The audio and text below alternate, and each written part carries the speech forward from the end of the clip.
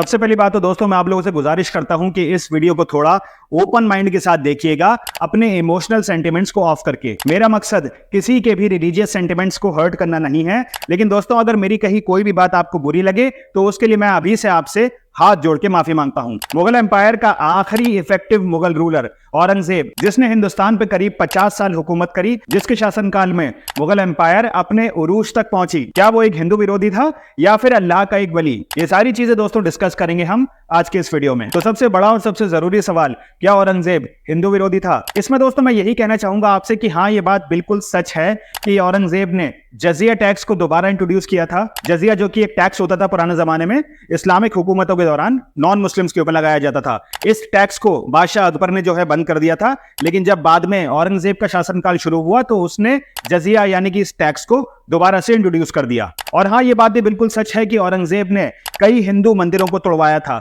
अब आप कहोगे मुझसे कि भाई जब उसने हिंदुओं के ऊपर टैक्स भी लगाया था, उसने कई हिंदू मंदिरों को भी तोड़ा था, तो फिर जाहिर सी बात है कि वो एंटी हिंदू था।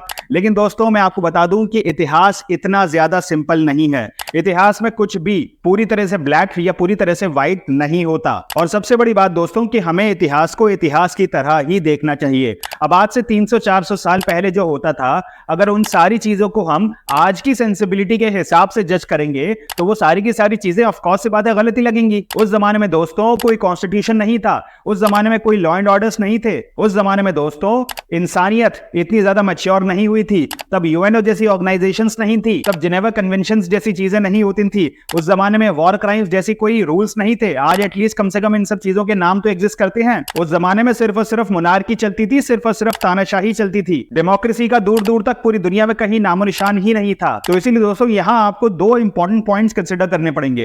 पहला कि कोई भी बादशाह या कोई भी आज का पॉलिटिकल लीडर चाहता क्या है, उसका मेन मकसद क्या होता है? उसका सिर्फ और सिर्फ एक ही मेन मकसद होता है, अपने किंगडम को एक्सपैंड करना, ज्यादा से ज्यादा इलाकों को अपने कंट्रोल में लेकर आना। और इसके लिए दोस्तों उसको सबसे ज्यादा जरूरत होती है पैसों की। दूसरी बात, जिस जमाने की दोस्तों हम बात कर रहे हैं, आज से करीब 300-400 साल पहले, उस जमाने में दोस्तों जो मंदिर हुआ करते थे वो सेंटर ऑफ इकोनॉमी हुआ करते थे, सेंटर ऑफ पावर हुआ करते थे। किसी भी बादशाह के लिए दोस्तों उस जमाने में बहुत कॉमन होता था अपने दुश्मन के इलाके में घुस के वहां के मंदिरों को तोड़ना और उसके थ्रू अपनी डोमिनेंस का शो ऑफ करना, अपनी पावर का शो ऑफ करना। अब आप मुझसे कहोगे कि भाई जब उस जमाने में इतना ही ज्यादा आसान था तो फिर हिंदू राजाओं ने क्यों नहीं मंदिरों को तोड़ा? तो मैं आपको बता दूं दोस्तों कि उस जमाने में हिंदू राजाओं ने भी मंदिरों को तोड़ा था। ये एग्जाम्पल देखिए, हर्ष ऑफ कश्मीर 11वीं सेंचुरी में जम्मू का एक हिंदू राजा जो मशहूर था हिंदू टेंपल्स को डिस्ट्रॉय करने के लिए और लूटने के लिए। और भी दोस्तों कोई एग्जांपल्स मैं आपको दे सकता हूं, लेकिन उससे वीडियो बहुत ज्यादा लंबी हो जाएगी।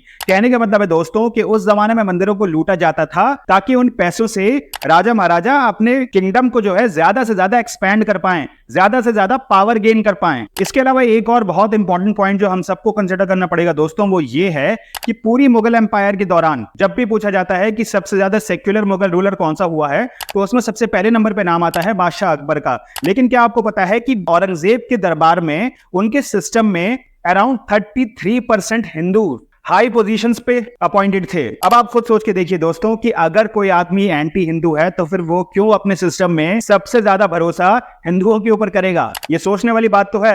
मैं दोस्तों यहाँ पे औरंगजेब का कोई व्हाइट वॉश नहीं कर रहा हूं, मैं ये नहीं कह रहा कि वो बहुत अच्छा आदमी था, लेकिन मैं सिर्फ ये कहना चाह रहा हूं कि हमें जो है किसी भी तरह की एक्सट्रीम ओपिनियन से अपने आप को बचाना चाहिए। अब इसके बाद दोस्तों जो मैं आपको बताने जा रहा हूं, ये बात कई मुसलमानों को पसंद नहीं आएगी, खासकर उनको जो औरंगजेब को अल्लाह का वली मानते हैं। महाकालेश्वर टेम्पल उज्जैन, बालाजी टेम्पल चित्रकूट, गुजरात के कई जैन मंदिर और उमानंद टेम्पल गुवाहाटी आसाम, ये सब एग्जाम्पल्स है दोस्तों उन मंदिरों के जिनको औरंगजेब ने या तो जमीन या फिर पैसा दान में दिया था। इन सब बातों से दोस्तों समझ में आता है कि वो सारी अट्रॉसिटीज जो औरंगजेब ने हिंदू लीडर्स के ऊपर और हिंदुओं के ऊपर करी थी, उसका मोटिव रिलीजियस ना हो के बल्कि ज्यादा पॉलिटिकल था। औरंगजेब के पॉलिटिकल एम्बिशंस और उसकी मुगल एम्पायर को एक्सपैंड करने की चाहत का अंदाजा हम इसी चीज से लगा सकते हैं दोस्तों कि उसने कई मुस्लिम एम्पायर्स को भी नहीं छोड़ा था। कुतुब शाही डायनेस्टी ऑफ गोलकोंडा, निजाम शाही सल्तनत ऑफ अहमदनगर, आदिल शाही सल्तनत ऑफ बीजापुर, ये सारी वो सल्तनतें थी दोस्तों जिनके ऊपर औरंगजेब ने हमला किया था।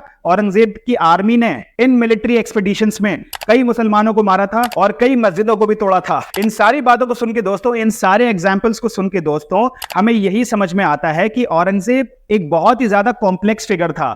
मेरे हिसाब से अगर आप मेरी ओपिनियन पूछो तो औरंगजेब एक केपेबल रूलर और एक बहुत ही अच्छा पॉलिटिशियन था, और इस्लाम को तो पता नहीं, लेकिन उसके शासनकाल में मुगल एम्पायर अपने उरूज तक पहुंची थी। ये बात बिल्कुल सच है। बाकी जैसे कि दोस्तों मैंने कहा कि इतिहास में कोई भी चीज कंप्लीटली व्हाइट या कंप्लीटली ब्लैक नहीं होती।